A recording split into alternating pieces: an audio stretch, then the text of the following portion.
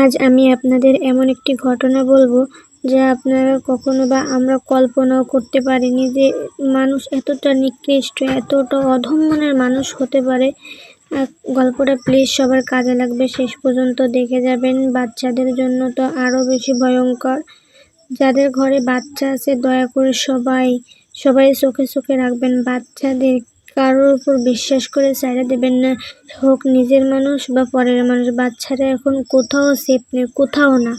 পাকিস্তানে যে ঘটনাটা ঘটেছে, আসলে এই ঘটনাটা যখন দেখি, আমার চোখের সামনে যখন পড়ে, চোখে একদম অজান্তেই পানি চলে আসে।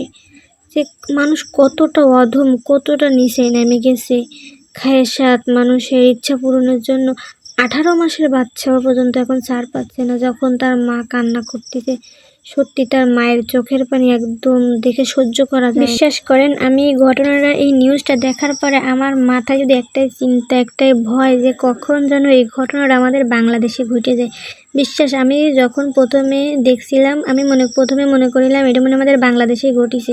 পরে দেখি না, এটা পাকিস্তানের একটা ঘটনা। হৃদয় কাঁপানোর একটা ঘটনা ভাই। 18 মাসের একটা মেয়ে বাচ্চা। এই কিছু কুলাঙ্গারের জন্য আজ এই পুরো সমাজটাই নষ্ট হয়ে যাচ্ছে। তাই আমাদের উচিত সবার জন্য দোয়া করা। আল্লাহ আমাদের সকলকে হেদায়েত নসিব করুক। আর যাদের এই মনের ভিতর কুমন্ত্রণা, শয়তানে ধোঁকা দেয়, তাদেরকে আল্লাহ সকলকে হেদায়েত নসিব করুক। না হয় আল্লাহ এদেরকে দুনিয়া থেকে ধ্বংস করে দিক।